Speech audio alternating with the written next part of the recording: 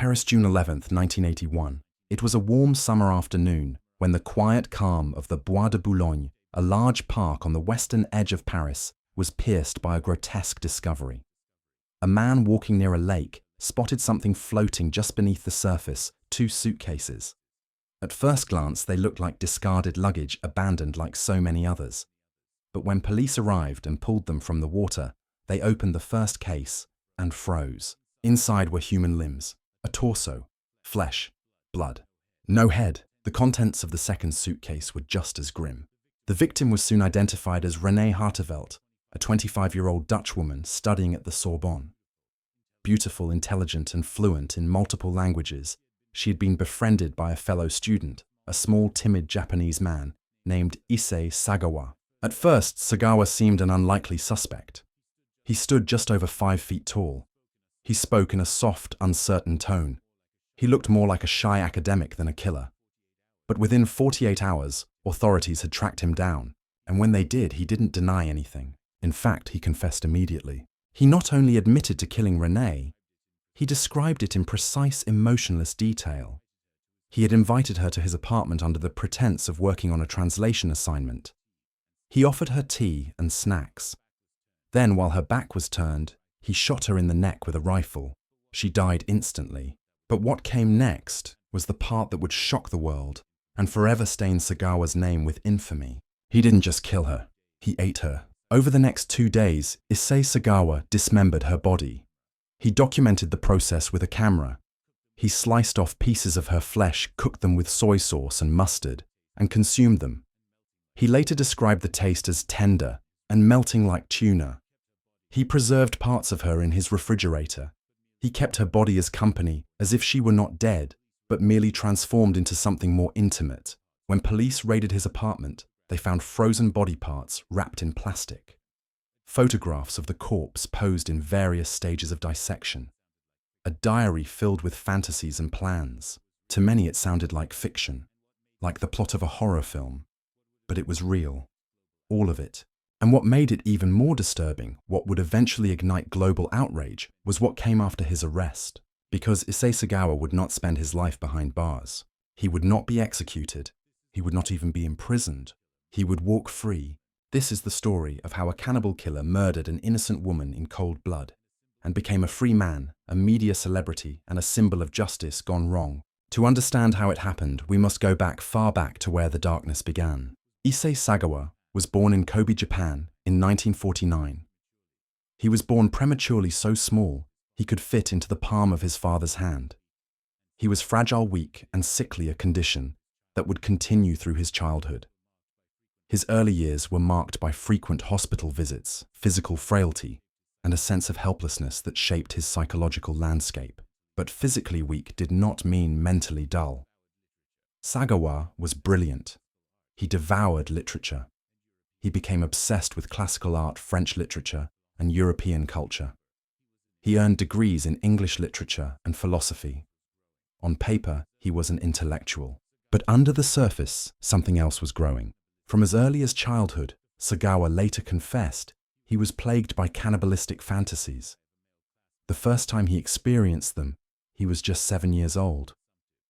He saw the thigh of a male classmate and felt a strange desire, not sexual, but consumptive. He didn't want to touch. He wanted to bite, to eat. These thoughts followed him into adolescence, into adulthood.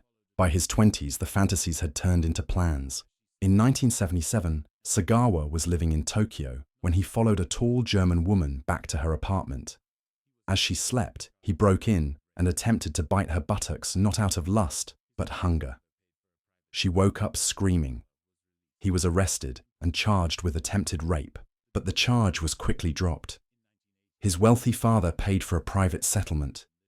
Sagawa was released, and the impulse was left unexamined. The darkness continued to grow. In 1980, he moved to Paris to pursue a PhD in literature at the Sorbonne. In France, he found new freedom and new opportunity. No longer under his family's watchful eye, he began hiring sex workers. Not for sex, but to observe them, measure them. He would invite them into his apartment, stare at their thighs, and fantasize about slicing them open. All the while, he knew he would one day act on his urges. It was no longer a question of if only when. And then he met Renée. She was everything he both adored and envied. Tall, blonde, intelligent, cultured, alive. The embodiment of Western beauty, something he had fetishized but never touched. He became fixated, not in love, in obsession. He invited her over multiple times. They read poetry, translated texts, shared stories. To her, he was a shy, awkward friend. To him, she was an object, a sacrifice, a long-awaited feast. On June 11, 1981, he finally acted. What followed the murder, the cannibalism, the attempt to dispose of the body, is unspeakable in detail. But what's more shocking is what followed that. The French justice system declared Sagawa legally insane. He was committed to a psychiatric institution, not a prison. There, he was examined, evaluated, and deemed mentally unfit to stand trial.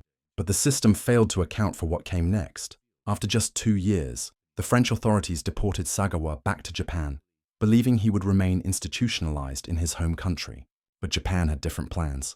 Because Sagawa was never formally charged with murder in Japan, and because French documents were sealed and inaccessible to Japanese courts, he could not be tried again. Legally, he was free, and in August of 1986, 5 years after murdering and eating a woman, Issei Sagawa walked out of the Matsuzawa Psychiatric Hospital and into the streets of Tokyo. A cannibal, a killer, a free man, and disturbingly, not a pariah, but a celebrity. In the summer of 1986, when Issei Sagawa stepped out of Matsuzawa Hospital, a free man, he didn't return to obscurity.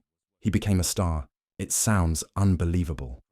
A man who murdered and cannibalized a young woman in cold blood was now walking the streets of Tokyo with no handcuffs, no guards, no remorse. But even more shocking was what came next. He was invited into living rooms across Japan, talk shows, magazines, even film studios. Overnight, Issei Sagawa transformed from a criminal into a pop culture figure. Why? The answer lies in a disturbing intersection of media obsession, cultural taboo, morbid curiosity, and a society that couldn't decide whether to fear him or be fascinated by him. Within months of his release, Sagawa wrote a memoir. Its title, In the Fog, a poetic recounting of his crime complete with graphic detail. He described the moment he pulled the trigger, the taste of Renée's flesh, his emotions, as he consumed her body. The book sold out. It was reprinted, reviewed, quoted, and debated. But it didn't stop there. Magazines published erotic photo spreads of Sagawa posing with slabs of meat. He was asked to write restaurant reviews. He became a guest on late-night programs where audiences laughed nervously as he told stories about eating human flesh. Some called him eccentric. Others called him misunderstood. A few called him a genius. Almost no one called him what he was, a murderer. To understand how this could happen, we must explore Japan's relationship with crime, shame, and spectacle. In Japanese culture, violent crime is relatively rare, especially of the kind Sagawa committed. His act wasn't just criminal, it was unnatural. Cannibalism, murder, sexual predation. These were elements typically reserved for horror fiction. But Sagawa was real. He had committed these acts, and yet he wasn't hiding. He leaned into the attention, and the media rewarded him for it. The public couldn't look away. He was small, soft-spoken, strangely articulate. He didn't look like a killer. He didn't speak like one. He quoted French literature, discussed philosophy, and spoke in metaphor. His interviews weren't ranting or delusional. They were disturbingly calm, dispassionate, even charming. That disconnect between appearance and reality became his brand. In 1992, he starred in a semi-autobiographical film called The Cannibal, which reenacted the murder through dreamlike sequences. The film wasn't banned. It was screened, discussed, marketed. And while many found it appalling, others treated it as art proof that Japan had entered a new age of postmodern shock culture. But beneath the surface, something even darker was happening. Issei Sagawa had become a fetish. Tabloids dubbed him the gourmet killer. Underground zines circulated erotic cartoons featuring him.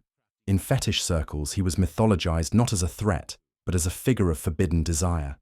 His crime was reframed not as horror, but transgression. He wasn't just a man anymore. He was an idea one that spoke to the shadow side of human curiosity, and Sagawa understood this. He embraced it. He wrote for adult magazines, crafting essays about human flesh desire and taboo. He published manga and erotic novels that mixed cannibalism with romance. He reviewed pornography. He went on radio shows to discuss his preferences. In one particularly disturbing interview, he said, "I've always thought if someone would agree to let me eat them, that would be ideal. I'm still looking." And yet he was never rearrested, never silenced, never committed again. Why? Because technically he had served his time, at least according to the law. France had declared him insane. Japan couldn't retry him. The documents from his original psychiatric evaluation were sealed.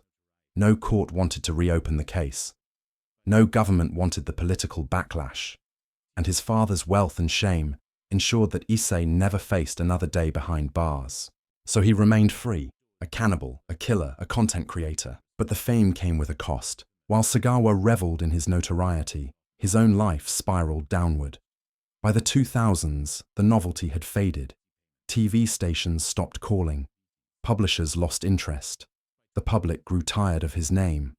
And quietly, doors began to close. He was too dangerous for redemption, too infamous for employment, too sick to be forgotten, too protected to be punished. He became a recluse. He lived off disability payments, unable to work due to diabetes and a series of strokes. By 2013, he needed daily care. He could no longer walk unassisted. His body, once the vehicle for unthinkable horror, was now broken, deteriorating, dependent, and still he never apologized. When asked about Renée Hartevelt, he rarely expressed regret. In his writings, he framed the murder as a moment of transcendence. He described her not as a victim, but as a part of him. He said, "She lives within me now, she gave me life." To the Hartevelt family, this was nothing short of torment. They had lost their daughter, their sister, their friend, and watched the man who desecrated her become a media figure, a book author, a film subject, a talking point. Not once did he express remorse directly to them. Not once did he acknowledge the human cost. Because to Sagawa, Renée was never human. She was an idea, a craving, a means to an end. He stripped her of personhood before, during, and after her death. And in doing so, he revealed something society wasn't ready to face, that the justice system can fail, that evil can be articulate, that some monsters are too clever or too lucky to be caged. Issei Sagawa walked free, not because he was innocent, but because the system didn't know how to handle what he truly was. When the truth is too grotesque to bear, the world has two choices: confront it or turn it into entertainment. With Issei Sagawa, the world chose the latter. By the late 1980s, Sagawa had fully crossed the boundary from criminal to cultural product. But this wasn't a quiet transition. It was public, messy, and terrifyingly popular. A man who had committed one of the most brutal cannibalistic murders in modern history was now part of the pop cultural bloodstream, not in spite of what he had done, but because of it. He became something new: a celebrity killer, not a fugitive, not a remorseful ex-con, but a man giving interviews, publishing books, writing manga, acting in films, selling himself as the ultimate taboo. Japan had entered the bubble economy, an era of prosperity, mass media saturation, and unfiltered consumerism. Public attention was a commodity, and shock was currency. In that environment, Sagawa wasn't a stain. He was a spectacle, and the public they watched. TV programs invited him to discuss his urges. Talk show hosts asked him about taste, texture, scent. Did human flesh resemble pork tuna? Was it chewy, tender? Sagawa answered with a calmness that chilled the room. But ratings soared. Producers framed him as a curiosity, the small, bookish man with a strange obsession. He wasn't portrayed as a psychopath. Instead, he was cast as quirky, misunderstood intellectual.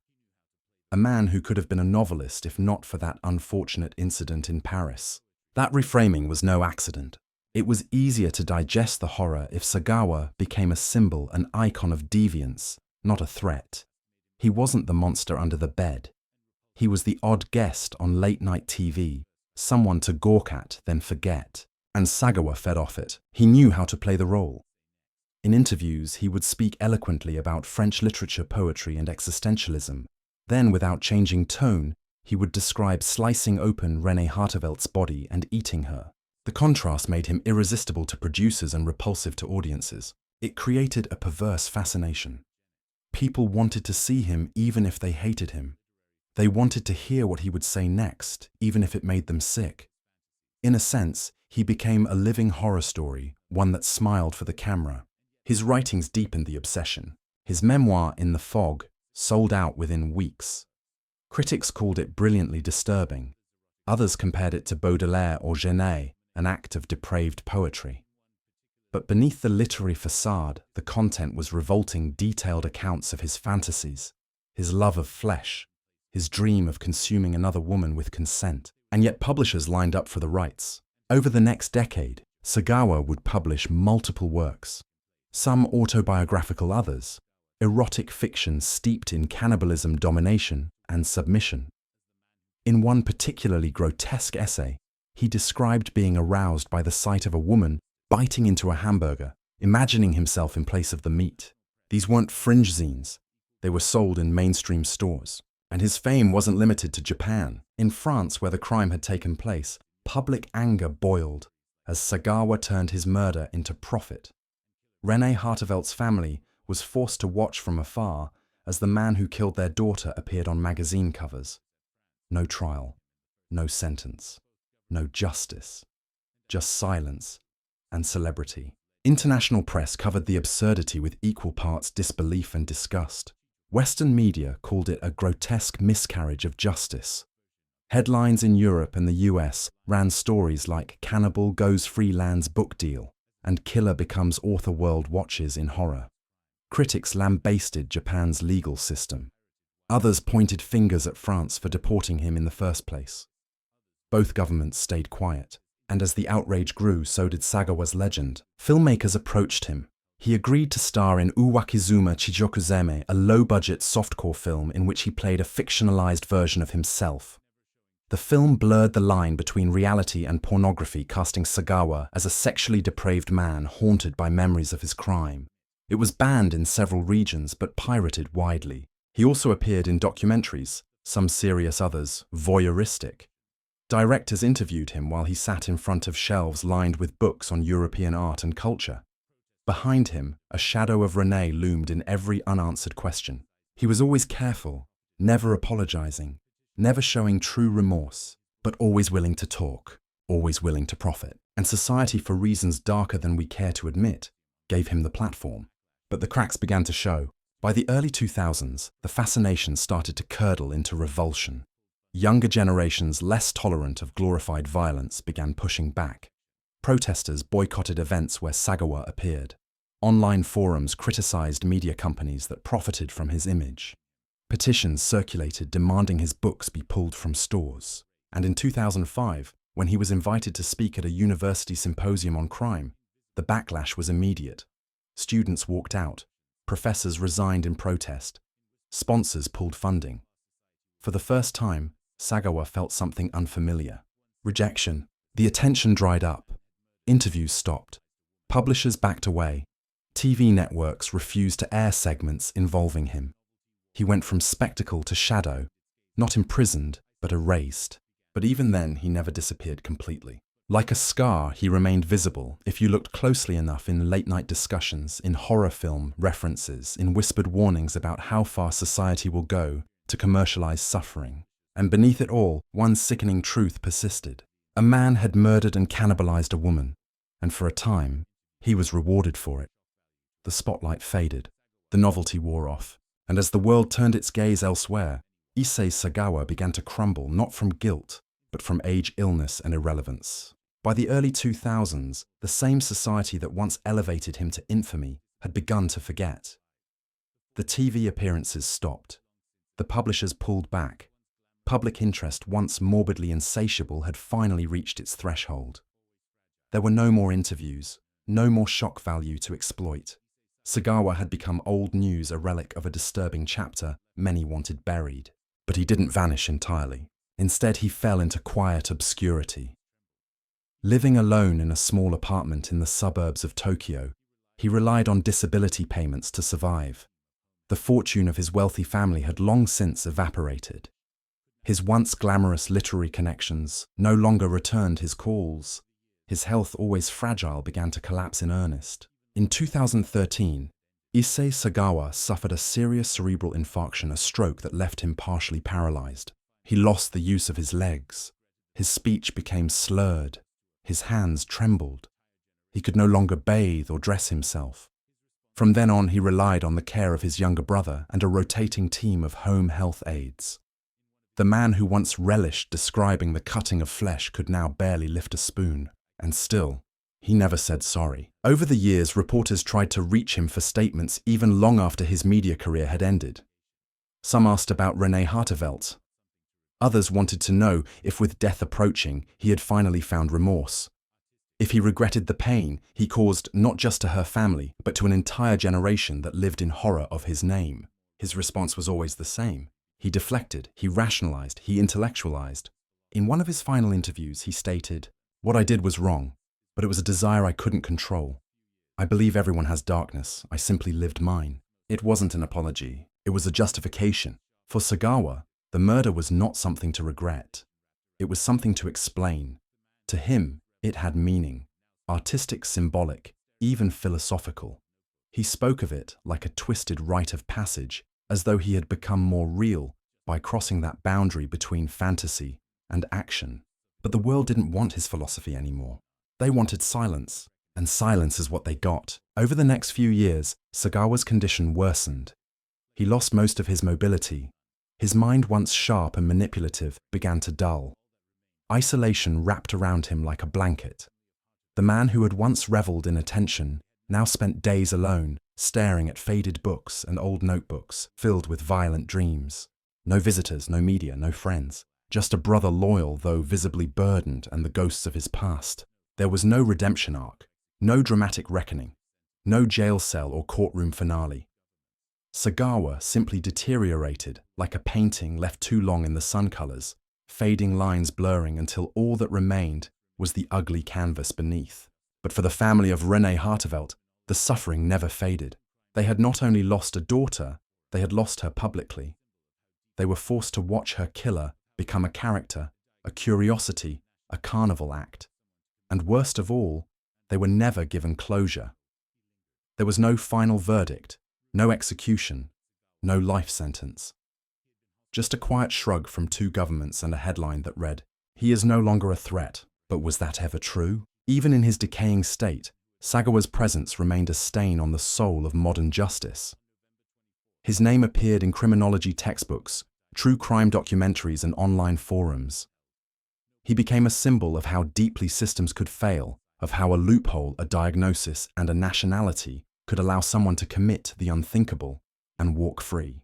And so he lingered. In 2017, rumors circulated that Sagawa was nearing death. He had been hospitalized multiple times. His organs were failing. His speech was nearly incomprehensible.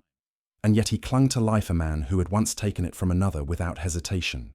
Finally, on November 24, 2022, Issei Sagawa died of pneumonia in Tokyo. No funeral was held. No public memorial. His body was cremated in silence. There were no flowers.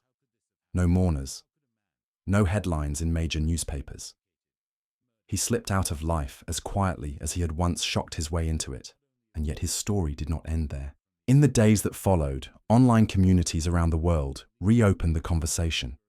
Young people born long after the crime discovered his story and reacted with the same disbelief, rage, and disgust.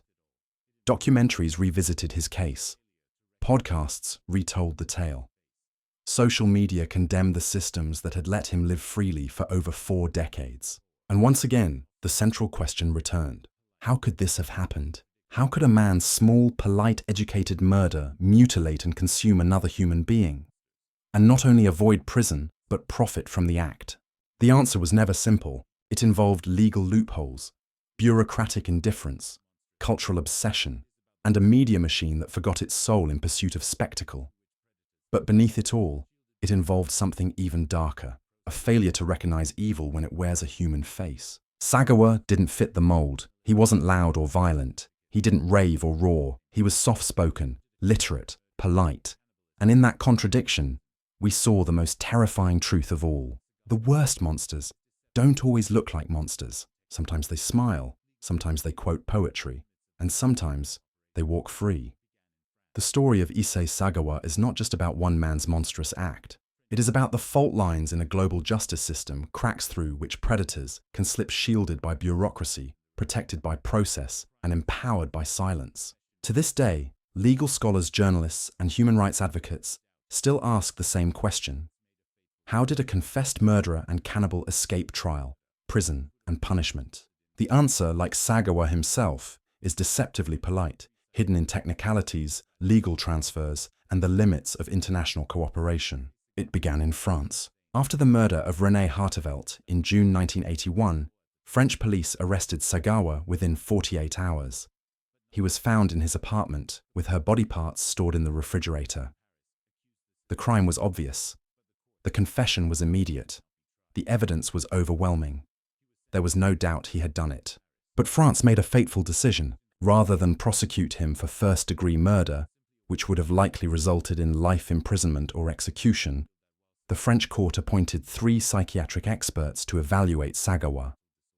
Their conclusion was unanimous. Issei Sagawa was legally insane and unfit to stand trial. That diagnosis in French law at the time meant indefinite commitment to a psychiatric hospital, but not a criminal trial. The public was outraged. Headlines in Paris accused the system of weakness, but the court held firm he would not be tried. He would be treated. He was sent to a private asylum near Paris, but even then, questions were raised. Was he truly insane, or simply aware of how to appear insane? Interviews with doctors revealed that while Sagawa spoke of cannibalistic fantasies, he showed no other signs of mental disorder, no delusions, no psychosis. He was coherent, logical, and disturbingly self-aware. Still, the law was clear. No trial, no sentence. But that wasn't the end. In 1983, after 2 years of confinement, the French government quietly deported Sagawa to Japan. Officially, the reasoning was diplomatic. Japan had offered to take responsibility for his long-term care. Unofficially, France wanted him gone out of sight, out of mind. They assumed Japan would continue his institutionalization. They were wrong. When Sagawa arrived in Tokyo, he was briefly admitted to Matsuzawa Hospital for evaluation. But because he had never been convicted in France, and because French authorities refused to release full court records, Japanese officials found themselves in a legal limbo. They had a man who admitted to murder, but no formal conviction. And under Japanese law, that meant one thing: they couldn't prosecute him. Worse still, doctors in Japan evaluated Sagawa and concluded what many in France had privately suspected: he was sane. Morally twisted, yes. Dangerously deviant, certainly. But not psychotic, not delusional, not insane under the legal definition. And since there were no outstanding charges, no open warrants, and no legal basis for confinement, they had no choice. They released him. It was a perfect storm of legal inaction. France refused to prosecute. Japan had no jurisdiction. International courts had no framework to intervene. And so on a technicality, a killer walked free. This failure sparked international outrage. Legal experts pointed to the dangerous precedent that a person could murder someone in one country, claim insanity, avoid trial, and then walk free in another, all without accountability. Victims' rights groups called for urgent reform in international legal cooperation. But reform never came. There was no treaty between France and Japan for mutual prosecution at the time. No global criminal court existed that could override national sovereignty. And mental health law, one of the most complex and variable domains in legal practice, provided just enough ambiguity to protect Sagawa from further scrutiny. In interviews, Sagawa admitted he understood exactly what had happened. He once said, "I know I should be in jail, but because I wasn't tried, I can't be punished. That's not my fault." The cynicism in that statement struck many as proof that his so-called insanity had been exaggerated or manipulated from the start. But the law once written does not bend easily to outrage, and therein lies the terrifying truth. Issei Sagawa wasn't freed because the system failed. He was freed because the system worked exactly as it was written. This has led scholars to ask deeper questions. What is insanity in the eyes of the law? Most countries use the Manhattan Rule, a standard that states a person is legally insane if at the time of the crime they did not understand the nature of their act or could not distinguish right from wrong. But Sagawa understood exactly what he was doing. He planned the murder, he bought supplies, he took photographs, he tried to dispose of the body, he even confessed calmly afterward. Still, the French doctors ruled that his cannibalistic urges were evidence of irresistible impulse, a controversial psychological defense that implies an inability to control behavior despite knowing it's wrong. Today, many courts reject that defense. But in 1981, France, it was enough, and Japan, bound by procedure, could do nothing. The result? A woman was murdered, mutilated, and eaten. Her killer was released, and both nations washed their hands of the outcome. Renée Hartevelt's family never received an apology. They never received compensation. They never saw justice, just silence. And that silence echoes today in other cross-border crimes, where jurisdictional grey zones allow fugitives to flee, where mental health laws are manipulated, where the bureaucracy of justice outpaces the morality it's supposed to serve. Issei Sagawa exposed that weakness. He didn't just slip through the cracks. He lived there. When the name Issei Sagawa is spoken today, it provokes a complex cocktail of emotions: revulsion, disbelief, anger, and something more unsettling: fascination. Despite the horror of his crime, or perhaps because of it, Sagawa has been the subject of books, films, documentaries, artworks, and online debates for over 4 decades. And unlike other criminals who fade into history, his image continues to linger in the cultural subconscious. Why? The answer reveals as much about us as it does about him. There's a paradox at the heart of our relationship with true crime. We are terrified by these stories, and we seek them out. We binge-watch serial killer documentaries, we dissect court cases on Reddit, we read gruesome biographies before bed. We condemn the killer, but we cannot look away. And Sagawa was the perfect storm for that paradox. He wasn't just a murderer, he was refined, educated, articulate. He quoted Proust and de Beauvoir. He spoke of cannibalism like a poet describing wine. He didn't scream, didn't foam at the mouth. He whispered, smiled, explained. It made the horror more chilling. Because if evil can wear that face, what else might we be missing? This is what psychologists call the banality of evil, the idea that true horror doesn't always come in monstrous form. Sometimes it comes in a suit, or glasses, or the voice of a man talking softly about literature while describing how he ate another person's body. It's that contradiction that fuels our obsession. Sagawa's small stature, his nervous smile, his trembling voice, they clash violently with the grotesque act he committed. He doesn't fit. And that cognitive dissonance is exactly what makes him so compelling to media audiences and artists. He became a case study in contrasts: intellect and savagery, weakness and dominance, civility and cannibalism. And in the chaos of those contradictions, he became something more than a criminal. He became a symbol. But what exactly was he a symbol of? For some, Sagawa represented the failure of the justice system, a cautionary tale about legal loopholes and international complacency. For others, he embodied the shadow of human nature, proof that darkness exists within the polite, the educated, the cultured. And for a more cynical few, he was seen as a product, something the media could shape, sell, and exploit. His crime was transformed into content. Talk shows didn't interview him to seek truth. They interviewed him to spike ratings. Publishers didn't print his confessions out of literary interest. They did it for profit. And audiences didn't buy his books to understand morality.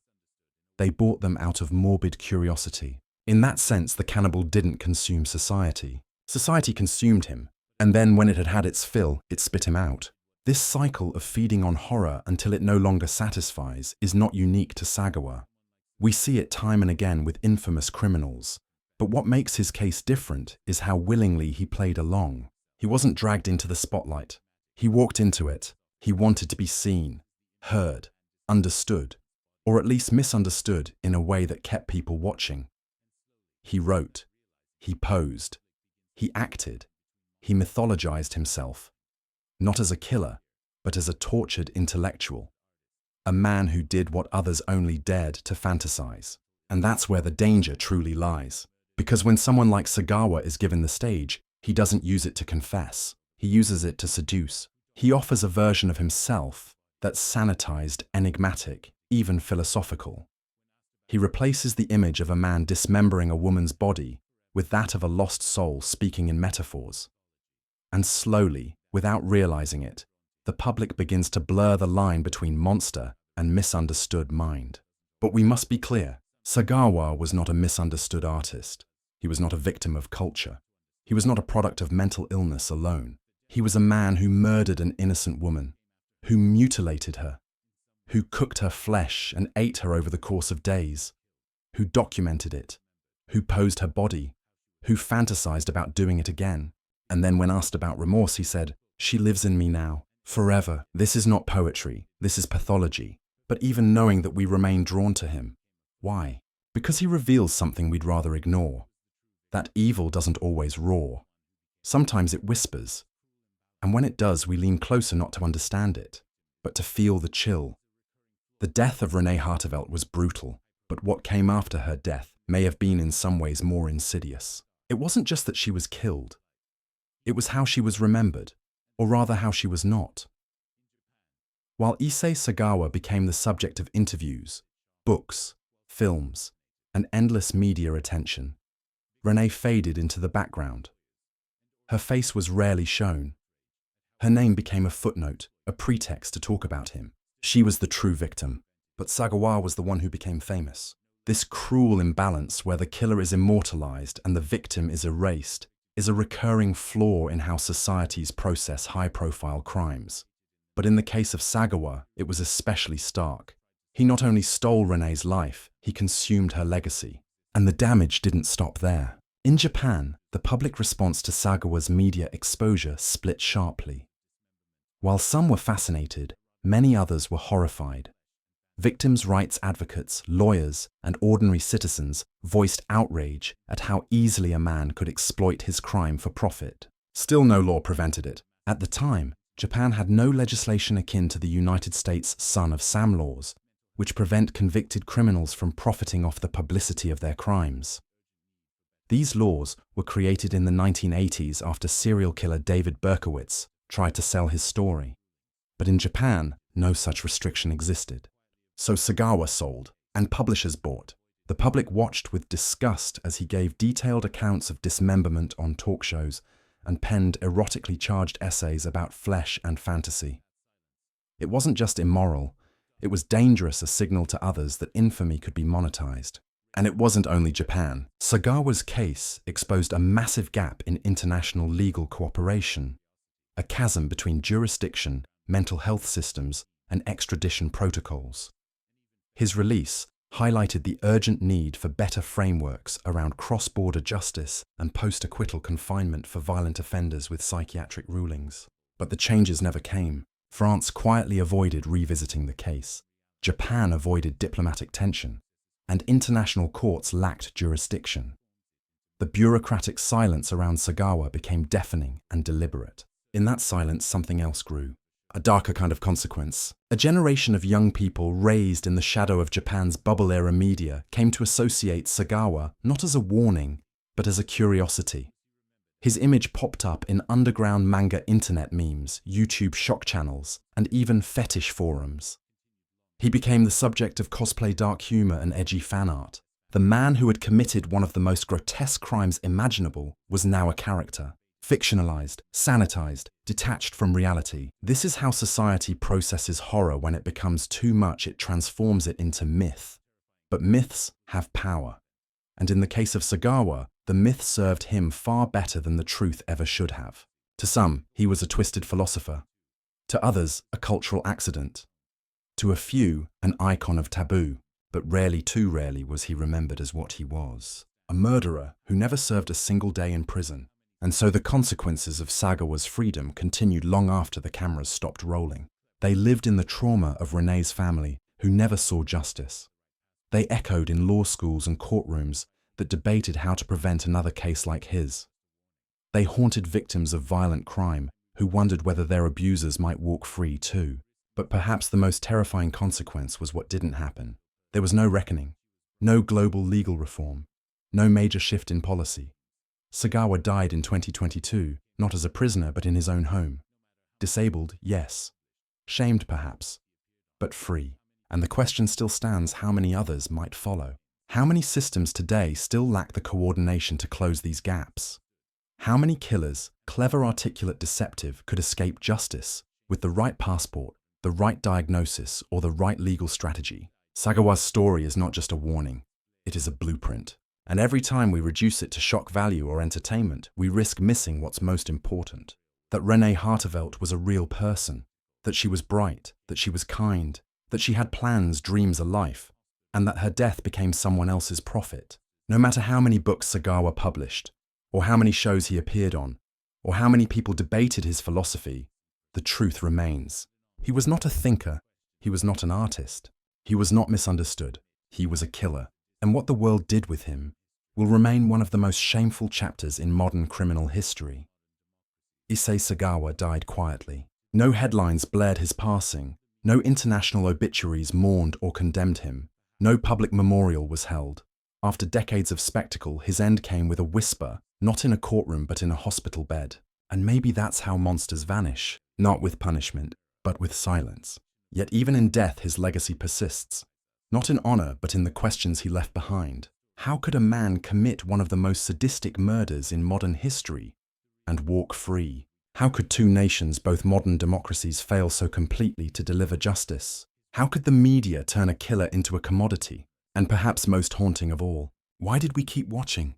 Because let's be honest, Issei Sagawa isn't just a case study in legal failure. He's a mirror, a reflection of what fascinates us, what horrifies us, and what lines we're willing to cross for a story too dark to ignore. He was the embodiment of the forbidden, the real-life nightmare we can't wake up from. He didn't need to wear a mask or carry a chainsaw. His weapon was intimacy. He looked harmless.